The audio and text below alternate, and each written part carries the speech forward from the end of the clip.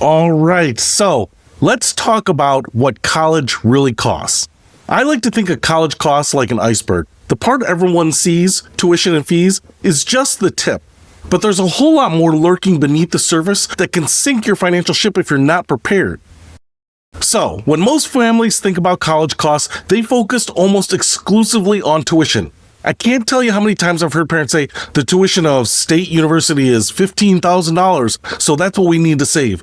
But that's like budgeting for a house by only considering the mortgage and ignoring the property taxes, utilities, and maintenance. Let's break down the full picture. College costs fall into two main categories: direct and indirect costs. Direct costs are what you actually get billed for by the college: tuition, mandatory fees, which can be substantial, room and board if you're going to live on campus. Here's what a typical college bill might look like. Are you noticing all the fees beyond tuition? Technology fees, recreation center fees, health center fees? These can add up to thousands of dollars per year. I worked with a family last year whose mandatory fees at a public university added up to over $3,500 annually. That's not part of tuition, but you absolutely have to pay it. Now, for the indirect costs, these don't show up on your college bill, but they're very real expenses. Books and supplies. Listen, you're going to have to budget $500 to $800 per semester, more for certain majors. Even with the advent of digital books, sometimes you can get them a little cheaper by renting them, but you want to make sure that you have budgeted enough money so that you're not going to classes without books. Transportation. From gas and parking to flights home for the holidays. These are things that the parents and kids are going to want to do. Personal expenses. Everything from laundry detergent to coffee to having a night out with friends over pizza. Technology. Most students will need a laptop and software. And I'll throw in health insurance there if you're not covered under a parent's plan. Let me give you a real-world example. Meet Maya, a freshman at a state university about 200 miles from home. Her tuition is $10,000 per year, and room and board is $12,000. But Maya also spends about $1,200 on books and supplies, $800 on transportation, including 3 trips home, $1,800 on personal expenses, which is only about $50 a week for 36 weeks, and $500 on technology, prorating the cost of her laptop.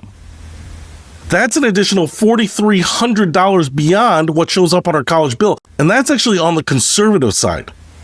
Now here's where it gets interesting.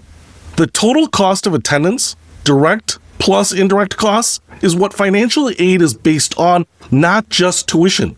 This is actually good news for you. Financial aid can help cover all of these costs, not just tuition. Let me show you where to find this information. Every college is required to publish their estimated cost of attendance, or COA. Let's look at a few examples. Now here's a snapshot of what you might expect at different types of institutions. Public in-state universities typically run between $25,000 and $30,000 per year for the total cost of attendance. Public out-of-state jumps to $40,000 to $50,000. And private colleges can range from $55,000 to over $80,000 per year, or even higher.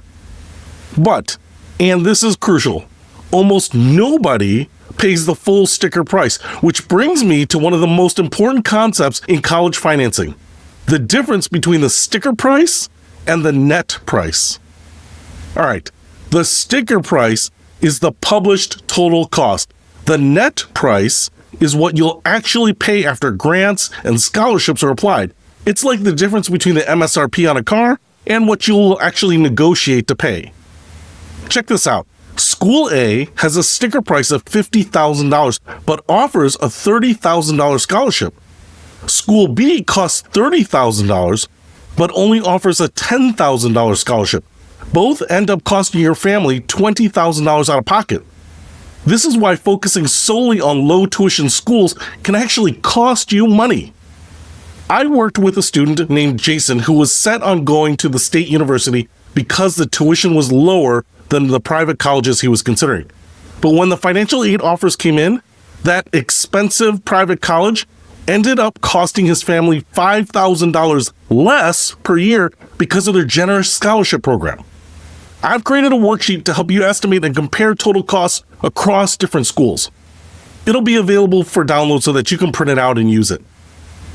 Now, before we move on to how the FAFSA determines your eligibility or financial aid, let me quickly dispel some common myths about college costs. Myth number 1. Public universities are always cheaper than private ones. The reality, after financial aid, private colleges can sometimes be less expensive. Myth number 2. Living off campus saves you money. The reality, sometimes, but not always, especially in high-cost cities. And myth number 3, working full-time while in school will keep you debt-free. The reality, working too many hours often extends time to graduation, which can cost you more in the long run. The big takeaway here is that understanding the true cost of college requires looking beyond tuition.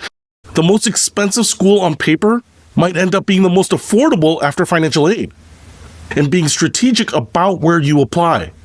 So, now that we understand what college actually costs, let's talk about how to use the FAFSA to help pay for it.